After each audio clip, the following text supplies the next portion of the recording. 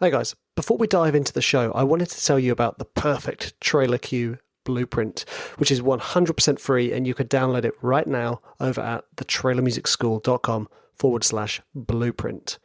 Now, this blueprint will help you to completely understand the structure of trailer music, how to build tracks that will be more licensable and have more impact and capture the right people's attention. So whenever you start writing a cue, make sure you've got this blueprint to hand and you can use it to help speed up your process, feel more confident that you've crafted a well-structured trailer cue before you send it off to that publisher or editor or supervisor. Okay, let's get into the episode. One man, one microphone,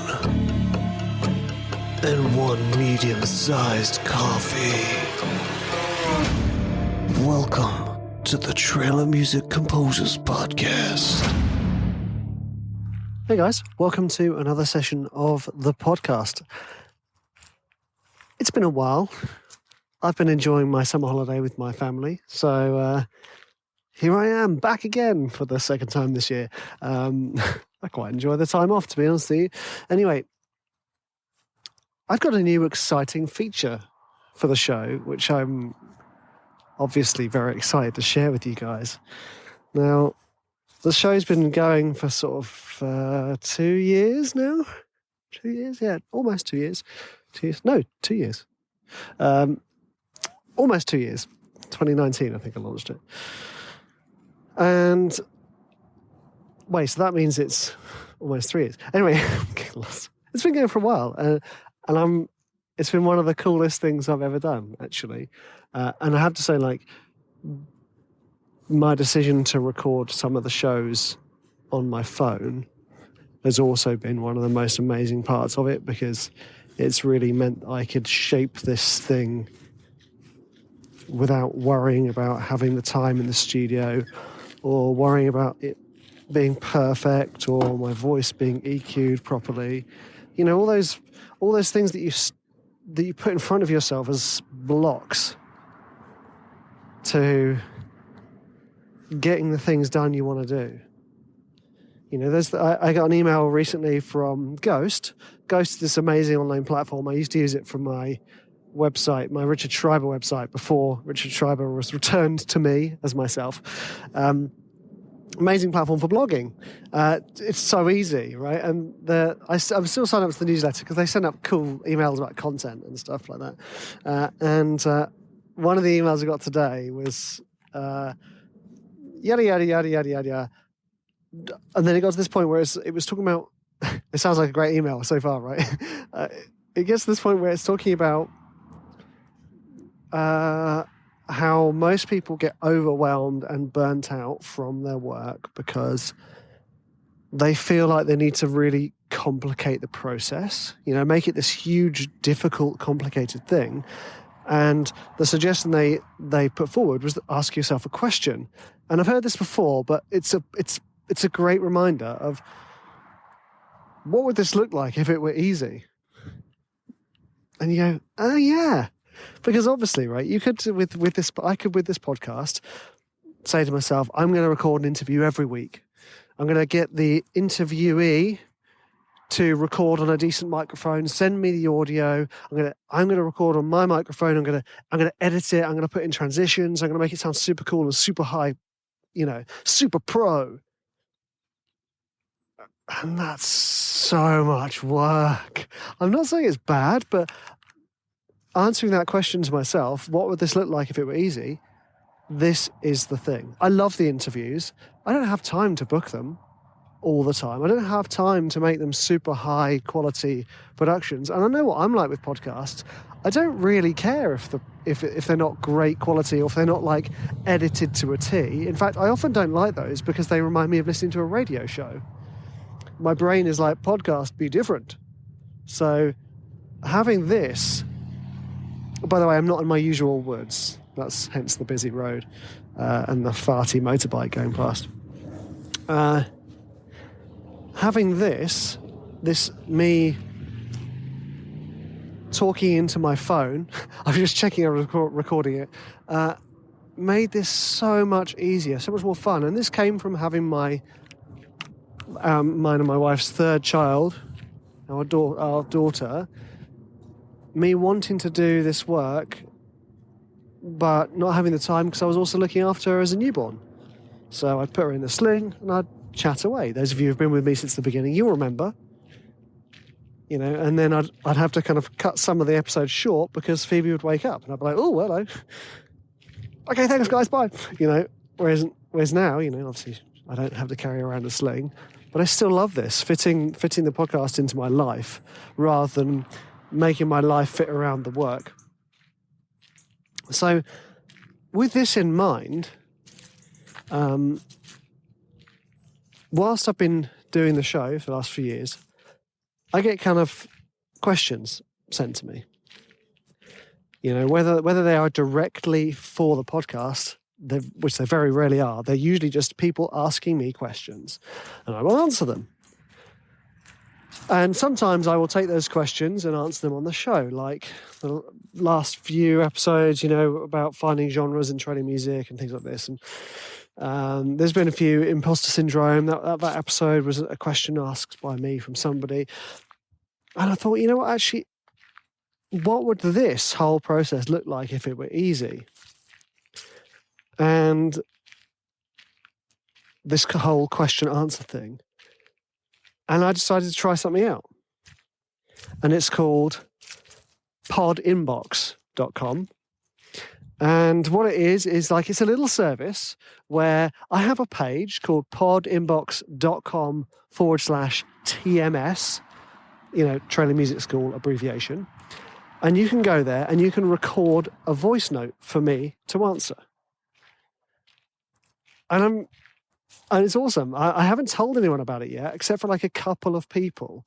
One person found it, and he sent me a question, and another person I directed to it. So I thought I would put a whole episode on this because part of my reason and purpose behind the school is to share my knowledge and to help you guys and to be your, sort of the pat on the back when you need it, or, to reassure you that actually the problems you encounter in the start of your career are often the same problems you encounter throughout your career. So a lot of it's about mindset and this, that, and the other. So a huge part of it for me is helping.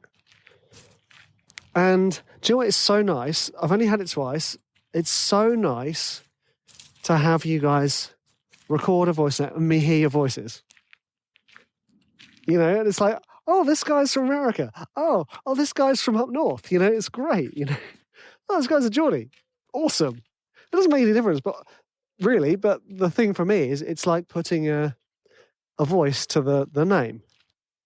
Because a lot of the people who ask me questions have bought my courses or, have had coaching from me or this, that, the other. And admittedly with the coaching people, I know what they sound like, but it's nice for me to have that, to be able to extend that relationship further by answering questions on the show. And some of the questions I get asked are fantastic. And I just think, some of them are too much work for me to sit and reply in writing. So I kind of want to encourage this whole, this whole thing where you guys go, oh, I know, I've got a question for Rich on the podcast. What audio interface do you use, Rich? That type of thing. You don't have to do the silly voices or the fake laugh. But, in fact, don't do that because it'll probably creep me out and make me feel uncomfortable. But I want to make the podcast more back and forth a little bit, so it's not so much just you sit and listen. And whether this becomes like a part of the show or whether it becomes separate episodes, I'm not entirely sure. I mean, I've thought about it and I thought, hey, wouldn't it be cool if I did like a Wayne's World-esque music intro that was like, ask Rich, question time, excellent. I mean, I still want to do that. Maybe that's it done. Because, I love referencing my 90s childhood and teenage years, and, to some extent my 80s childhood. Being an 80s child, most of my memories are from the 90s. So yeah, it's oh gosh, made myself forget what I was talking about. I want to help you guys with those questions you have. Even if it's questions you feel like I've answered before, I don't care. I need reminding. I mean, for instance, I've had one-on-one coaching for mixing and mastering, and it, just a one session sort of refresher, and the session was like, oh, I knew that, I've just forgotten it, or I knew that, I just can't be asked. It's damn it, I know all this information. So there's so much stuff that, as people, you kind of constantly need to be slapped around the face with it as a reminder. Just those things. It's kind of like drinking too much before bed actually makes your sleep worse. Oh, okay. Exercise makes you sleep better. Okay. Don't look at your phone before bed. Oh, okay. We all know this stuff. We're grown people. We're adults and stuff, I think. But we need these reminders. And I kind of want these questions to be like, actually, how do you, hey, Rich, how do you make your third act sound bigger? Great question. That kind of requires a video episode, but, at the same token, it doesn't. Just lay your horns. Lay your horns. Okay, it's not that simple, but it kind of is. A lot of the things are a lot simpler than you thought. Had I shown myself when I was struggling with big third acts what I do now, I'd be like, you serious? There's me tweaking all the EQs. Anyway, I'm getting really excited because I'm really looking forward to you guys sending me in your questions and hearing your voices and being able to put your voices in the show. That's the most exciting bit, because there's a lot of podcasts I listen to. They have this. They have an ask the presenter a question, and I think it's so good because it makes you feel part of the community. If you guys listen to the show, if you guys bought my courses, if you guys have had coaching, you're part of the community. You're part of my community, guys. So ask Rich, question time, excellent. Admittedly, that's a terrible American accent, but you guys are used to that because of the intro. One man, which I had to compress terribly because my voice is. I'm a tenor, so I don't have the Russell Crowe gruff, I'm afraid. Anyway, the nice thing again with this is when I'm doing these shows, I kind of feel like I'm talking to my buddies. And whenever I've spoken to anyone who listens to the show, they feel the same. So I love this podcast. I love doing it. And I want to bring you guys on board more by you sending me in your questions. So I'll put a link in the show notes so you can just pop in there and it'll take you to podinbox.com/TMS. Or you can go to thetrainingmusicschool.com and slide down to the bottom menu. And there's a bit that's like, ask me anything. I'll probably change that because I don't want it to be an ask me anything thing. As much as I do like talking about my breakfast, I don't think it's necessary. So yeah, don't ask me anything. Ask me stuff related to being a composer, please. Although you could say the breakfast is an important aspect of being a composer, in which case I'd say, good point. And then I'd say, generally, I try to have a high-protein breakfast. I've got these... I'm getting excited. You get the gist of this, I hope. So send me in your questions on the link below or through the website or typing it in manually into Google or into your whatever internet-y job you use, and send over your questions. I'm really excited. I've got a couple of loaded up. I didn't want to, use all the questions just in case I launch this to crickets and then I have no questions. And then it's going to have to be me putting on a fake voice.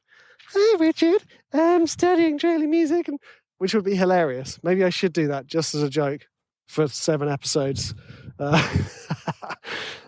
yeah, anyway, I want this to be really helpful. I want to help you guys get to where you want to be. Kind of because I like to think that when I'm in need of assistance or help, I could rely on somebody else, And I love podcasts because You feel like you get to know the host, and you feel like they're genuinely helping you in your progression. Yeah. So I've done one lap of this cool field now, which is surrounded by roads, which explains the noise. It's a cool field, though. So I think it's about time I signed off. But I do just want to remind you guys, please go leave a review. Give me 5 stars. Tell me how amazing the podcast is, because it really does help. And I know a lot of you, I mean, I get a lot of messages from people on Facebook or whatnot, sort of saying, hey, love the show. This episode really resonated with me. Thank you. I'd love that if you could just copy and paste it into whichever platform it is that you can leave a review on, namely iTunes. Cough. Just because it really does help the show get more momentum, bring more people through the doors, and so we can help more people. And obviously, hopefully I can make a little money on the side too, which is nice. Isn't it funny that I feel weird saying that, even though it's obvious I've got a school that sells courses for money? I think that's one of the strange poverty problems we have as composers and creatives, where we deep down don't believe our creations are worth anything. So we feel guilty asking for any money. And that's why we have middlemen who sell our work for us, who don't feel guilty about it, because they just want to make the money and do a great job. So in a way, I'm grateful. Anyway. See, this is what I mean. I feel like I'm talking to my buddy and I don't want to hang up just in case, the conversation ends. But I will, because it's time for me to go and listen to another podcast. And I hope you guys are doing all right. And remember, send over any questions you have. No matter how silly you think they are, someone else will be having the same problem. Someone else will have wondered the same thing. Wondered the same thing. And that's what we're here for. We're here to help each other. That rising tide lifts all ships type of thing. So although it sounds like a real cliche teacher thing to say, there are no silly questions. There really aren't, These are the questions you're looking for type of thing. More references, although that's the 70s. Anyway. Take care, guys, and I'll see you in the next episode.